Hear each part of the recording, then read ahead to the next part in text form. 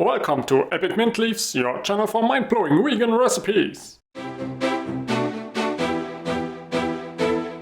Oil-free, dairy-free, gluten-free, nut-free, super easy, super healthy, super creamy cinnamon rice pudding. Tastes like cinnamon rolls made into a pudding. So good. So hit the subscribe button and let's get started. First up, add half a cup of pudding rice into a baking dish.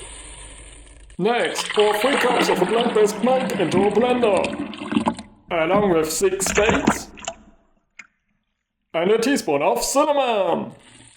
Blend it and add it to your rice. Mix it well and bake it at 320 Fahrenheit for 1.5 hours. Now enjoy a super creamy and super healthy pudding! Thanks for watching.